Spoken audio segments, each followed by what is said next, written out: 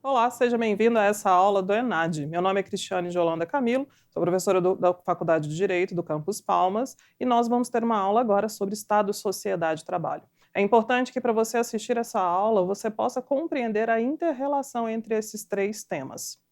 Começando, nós podemos perceber que quando a gente fala sobre Estado, sociedade e trabalho, elas estão profundamente interconectadas. Se a gente puder analisar, por exemplo, as premissas dessa conexão entre esses três temas, nós podemos perceber, primeiro, que pensar a relação em trabalho, sociedade e Estado é perceber como esses temas vão se relacionando ao longo da história da humanidade. E também perceber que o trabalho existe para a satisfação das necessidades humanas, como moradia e como alimentação. Essas necessidades e a escala de necessidades humanas, ela sempre vai precisar ser suprida por uma atividade laboral.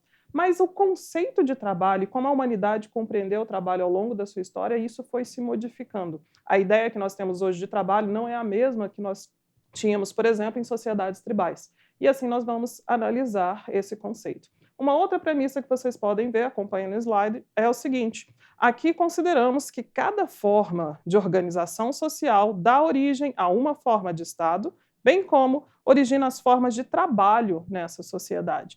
Não há possibilidade de separar essas questões. E aqui frise-se bem a necessidade de que se respeite a forma de organização de Estado e de sociedade, porque cada povo tem a capacidade e a prerrogativa de se autodeterminar como tal, de se autodeterminar e de determinar o modelo de desenvolvimento que ele quer seguir. E por isso, não há como fazer juízo de valor sobre qual tipo de organização é certa, mais desenvolvida, mais civilizada, porque esses também são conceitos que são plenamente questionáveis, porque eles já justificaram atrocidades ao longo da história da humanidade e até hoje. Seguindo nessas premissas sobre esse tema, nós temos também que o Estado é uma parte da sociedade, é uma estrutura política e organizacional que se sobrepõe à sociedade ao mesmo tempo que faz parte dela. Então, o Estado-nação, ou país, é a entidade política de governo soberano constituído por um povo que habita um certo território definido. Aqui nós podemos compreender qual é o conceito de Estado e como esse conceito de Estado levou à definição dos seus elementos constitutivos. Então, para a gente poder conceber a ideia de Estado, nós temos um primeiro elemento, que é o elemento territorial. Então, ter um território definido faz parte hoje do conceito de Estado. Também ter povo presente nesse território e um governo constituído, ou uma forma de organização de governo constituído que consiga lidar com as questões desse Estado. Um último elemento muito importante na organização do Estado se chama soberania. A soberania diz respeito a um elemento tanto interno quanto um elemento externo, que nessa parte do elemento externo a gente pode chamar de elemento de recognição. É importante que a população daquele país ele reconheça internamente o governo e aquele país, sobre aquela égide, sobre aquela nomenclatura, aquele território, aquela organização, aquele povo, mas é importante também que os países do mundo possam reconhecer aquela nação como uma nação soberana, independente e autônoma para gerir o seu próprio governo. E assim, nós seguimos com as outras premissas para esse tema. A sociedade civil contemporânea é constituída pelas classes sociais e grupos que têm acesso a um diferenciado tipo de poder político efetivo. Nesse ponto, nós vamos ver que a inter-relação entre Estado, sociedade e trabalho permite ou não a que a população possa acessar determinada parcela de poder e de acesso a poderes políticos e direitos dentro do Estado. O trabalho e o desenvolvimento de classes sociais e de grupos sociais é perceptível ao longo da história a gente perceber de que forma que essas classes e esses grupos realmente tiveram acesso real, concreto e efetivo, não apenas formal. Seguindo com essas premissas, nós temos também a consideração de que podemos pensar o Estado como a res pública, como uma coisa pública, ou seja, como a propriedade coletiva de todos os cidadãos. O Estado é, teoricamente, o espaço da propriedade pública. Na prática, só o será se a democracia ou a forma de organização do poder existente possuir meios de assegurar esse fato. É muito importante que se frise que nós temos várias formas de organização do poder político E nós temos no Brasil o texto constitucional, a Constituição de 1988, que tem como prerrogativa ser o texto ou a abrangência maior de lei que rege todas as áreas do conhecimento. Então, a Constituição, ela prevê, dentro do seu texto constitucional, quais são as prerrogativas, qual é a distribuição de poder dentro do espaço geográfico do país e como esse poder vai ser exercido pelo Poder Executivo, certo? Então, é muito importante que a gente preveja se essa é uma garantia somente formal no texto da lei ou se ela é uma garantia material, ou seja, se a população ela realmente consegue acessar esses direitos no seu cotidiano, no seu dia a dia. Seguindo, aqui nós podemos observar que existem dois modelos, ou dois arranjos dos modelos de desenvolvimento da relação entre Estado, trabalho e sociedade. Por quê? Porque nós temos arranjos que eles são pré-capitalistas, ou seja, eles vão desde as sociedades tribais até o final da Idade Média, e depois nós temos as sociedades que são ditas capitalistas, que vão do final dessa Idade Média, passando pela Idade Moderna e fechando até os dias de hoje, certo? Então, pensando nessa perspectiva, nós vamos começar primeiramente com as sociedades pré-capitalistas.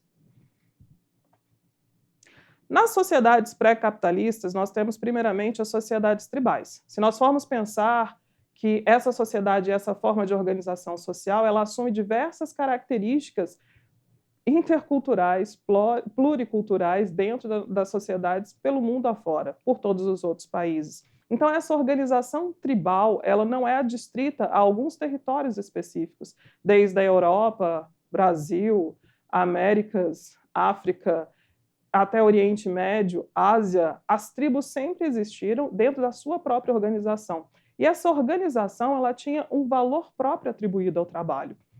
O que é compreendido como trabalho naquele tempo, naquela época, dentre essas tribos, e até hoje, dentro de algumas organizações sociais que ainda são tribais, a relação entre trabalho, sociedade e a organização do poder é uma relação muito sui generis. Por quê? Trabalha-se quanto for necessário para que sejam adquiridos bens, para que sejam supridas as necessidades daquela sociedade. Não necessariamente o trabalho ocupa um tempo extenso e tem uma determinação rígida. Nas sociedades tribais, a forma de organização de trabalho ela não está, de forma alguma, separada das atividades do dia a dia, da previsão, do que se proclama como crença espiritual ou da forma de organização social. Tudo isso faz parte de um arcabouço onde o trabalho é mais um elemento dentro dessa organização social. E por percebermos que essa organização social trabalha dessa forma, o trabalho, ele é uma parte. Às vezes, ele pode acontecer em um dia, no outro dia não há trabalho, porque toda a organização, toda aquela sociedade está dedicada a um outro fazer que é relevante, que é importante, dentro dos seus processos sociais. Então, a concepção que nós temos aqui de trabalho, ela é uma das primeiras concepções que existem no mundo, e ela ainda subsiste em várias organizações sociais. Deixemos isso claro. E por ela existir ainda da forma como ela precisa e merece ser respeitada na sua forma de organização. Na sequência, após as sociedades tribais, nós temos agora a sociedade greco-romana. Na sociedade greco-romana, nós temos 3 distintas definições para trabalho. Essas definições para trabalho já estabelecem tipos de pessoas e tipos de trabalhos diferentes que possam ser cumpridas. Então, nós vamos ver esses 3 tipos agora. Para Hannah Arendt, o trabalho poderia ser dividido numa concepção como labor. O que significava labor? Labor se refere ao esforço físico necessário à sobrevivência do corpo, às atividades braçais, corporais, para manutenção e subsistência, como plantar e parir. Já a poiesis, que é uma outra concepção de trabalho, se refere à criação, fabricação de algo, como a criação de uma ideia, por exemplo, do artesão. A praxis já é uma atividade que envolve o trabalho da palavra como principal instrumento, ou seja, os discursos vão propiciar soluções. E aqui nós lidamos diretamente com o campo da política. Pensando nesse sentido, a distinção entre pessoas que são consideradas dentro da sociedade greco-romana como cidadãs ou não, define inclusive o tipo de trabalho e o acesso a bens que essas pessoas vão ter. Então, mesmo que o conceito de cidadania ele comece a surgir nessa época, nem todas as pessoas eram consideradas cidadãs. Aquelas que estavam vinculadas ao tipo de labor, ou seja, as pessoas que eram escravizadas, não tinham direito à cidadania, e eram as pessoas mais aptas para os trabalhos físicos. Os gregos e cidadãos romanos eram os ditos os designados para o trabalho mais elaborado, que era o trabalho da palavra, no campo da política. E aqui nós podemos perceber que esse tipo de sociedade ela serve como base do nosso desenvolvimento, da nossa concepção de Estado. Passando adiante, nós temos a sociedade feudal. Sobre a influência que tinha da Igreja Católica e das crenças cristãs, a concepção de trabalho era adstrita àquela crença do pecado original e da condenação da humanidade ao trabalho, a viver de seus próprios frutos. Então, a ideia de trabalho vinha do latim na sociedade feudal, de um instrumento de tortura chamado tripalium. E, por isso, somente os servos eram afeitos a esse tipo de trabalho, porque era a base da estruturação da sociedade, ou seja, quem trabalhava para suprir os nobres e a monarquia eram somente os servos, porque a monarquia nem os reis eram afins dessa ideia de serem torturados. Então, trabalho aqui significava tortura.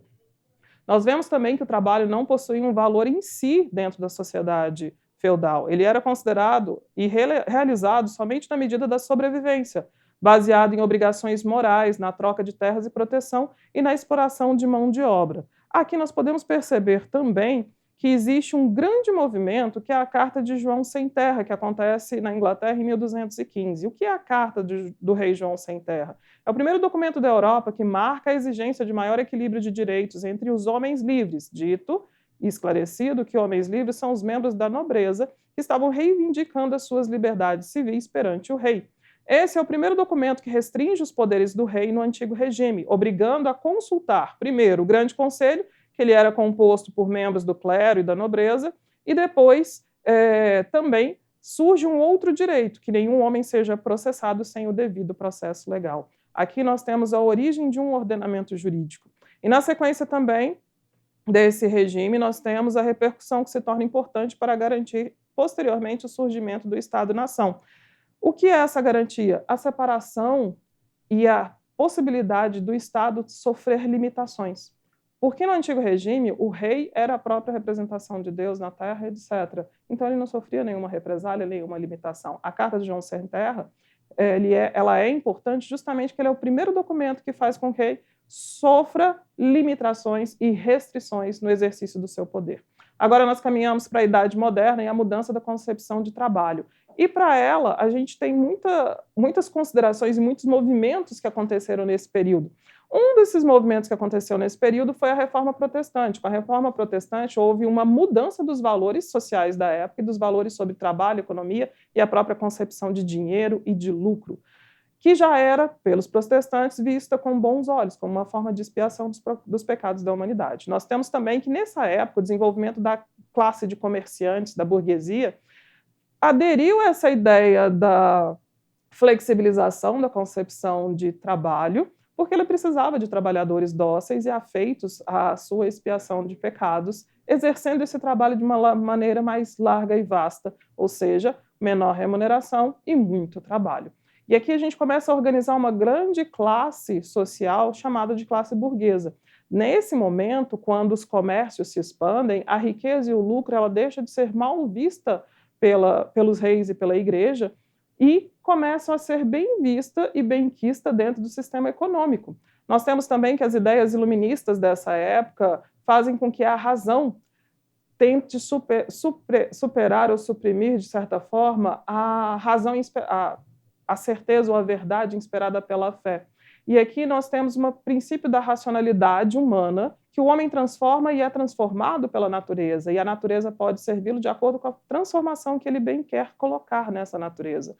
Pensando dessa forma, nós temos um questionamento dessa verdade absoluta da igreja, e aqui nós vemos, sim, o começo da separação entre Estado e igreja.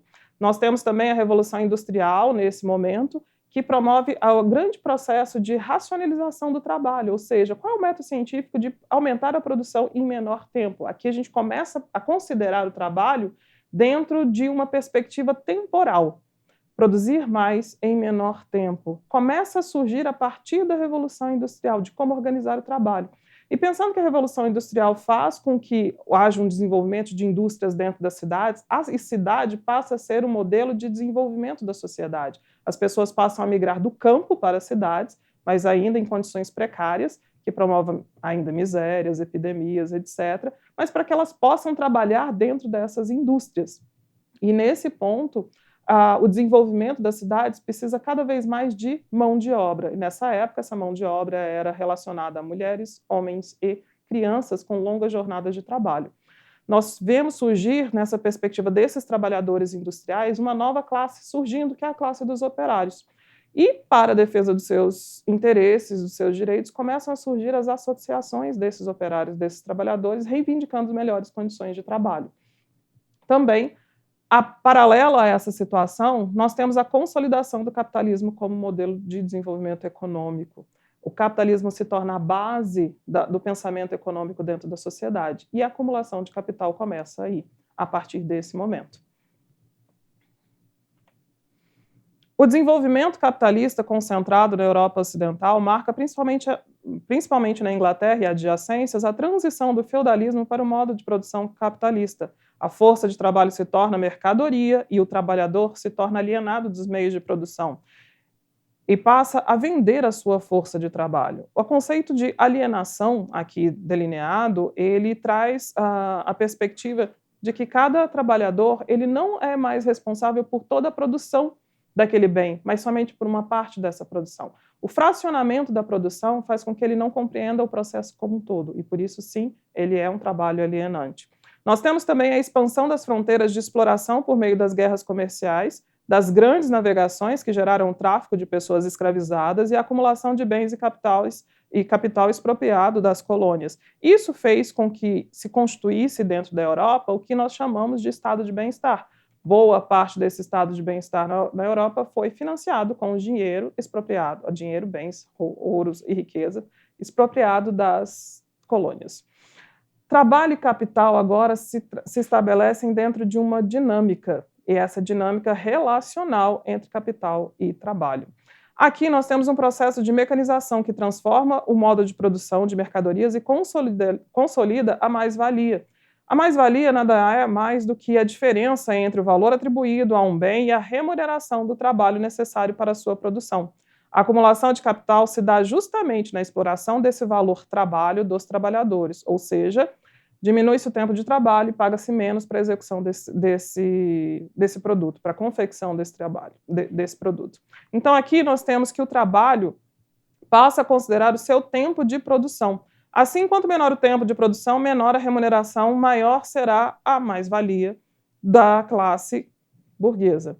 Aqui nós temos também o surgimento de dois grandes sistemas e modos de produção inspirados basicamente pelo desenvolvimento do método científico. Primeiro, o Taylorismo, que começa em 1903, onde Taylor queria desenvolver um método científico, a administração científica do tempo de trabalho, ou seja, o trabalho e o tempo, ele custa dinheiro para o empregador. Então, a preocupação com o tempo se acirra de uma maneira tal que o não trabalho começa a ser mal visto, desde lá da Idade Moderna até aqui, ficando mal visto de uma forma inequívoca, porque todo o tempo dentro da empresa ele precisa ser aproveitado para gerar lucro para o empregador. Nós temos, depois do Taylorismo, o desenvolvimento do Fordismo. O Fordismo, em 1913, ele contribui com o estabelecimento da linha de produção. Pensando numa linha de produção, o produto, o bem, seria produzido de uma forma mais rápida e aí surge também a produção em linha. Nós podemos perceber que essa produção em linha reduziu bastante o tempo da produção e aqui se consolida também o que nós vemos até hoje, o consumismo, ou seja, a produção em massa para um consumo em massa. Surge nesse momento a sociedade do consumo. Todo bem que era produzido deveria ser consumido, e isso gerou um excedente. Esse excedente produzido, ele foi reconsiderado, ou seja, a demanda pelo bem ela foi reconsiderada. Pós esse momento do Fordismo, nós temos que novas estratégias de produção e consumo em escala global acontecem valorizando a pesquisa científica, a automação e desenvolvimento de novas tecnologias, a flexibilização, leia-se também uma tradução para essa flexibilização como precarização das relações de trabalho, ou seja, menos proteção e menos direitos a esses trabalhadores. Seguindo, nós temos a sociedade do capital industrial e financeiro. Essa sociedade do capital industrial e financeiro, ele traz o seguinte para a gente: a instabilidade e desvalorização da forma de trabalho, o trabalhador multifuncional, polimultifuncional, ele acaba sendo responsável por várias atribuições dentro da própria empresa, e isso é bem visto como um fator de empregabilidade para a pessoa. A automatização, a instabilidade e extinção de postos de trabalho e o surgimento de novas formas de trabalho, de novos postos de trabalho. A observância da maximização de lucros e precarização dos regimes de trabalho. A crise da segurança promovida pelo trabalho se dá com a perda da identidade social ou o sentido de utilidade. O trabalhador passa a pensar qual é a função dele dentro da sociedade, o que ele realmente produz, que utilidade que ele tem dentro da sua produção de trabalho. E, por fim, nós temos que acontece também o aumento de trabalho informal precarizado e os sistemas bancários e financeiros de grandes corporações acabam predominando e controlando as demais atividades da sociedade. Por fim, nós temos a última fase, que é o capitalismo informacional, que é a fase que nós vivemos atualmente. Por quê? Esse capitalismo industrial e financeiro ele predomina nesse período, ele acaba continuando de uma forma premente, só que o ponto fundamental é a informação se torna um bem maior, se torna um valor maior, e nós percebemos que o impacto que a informação tem na sociedade pode gerar impacto em eleições, em países. Então, o foco na informação se torna um notório bem de valor dentro dessa fase atual do capitalismo, e ela gera muitos dividendos. Agora nós finalizamos esse tópico percebendo tanto que a informação tem impacto hoje em dia em todos os governos, países e em eleições. A informação é o bem principal e o valor maior que nós temos na nossa sociedade hoje. Preste muita atenção como essa informação, inclusive, pode ser manipulada. Aqui encerramos essa aula. Sucesso nas provas. Bons estudos.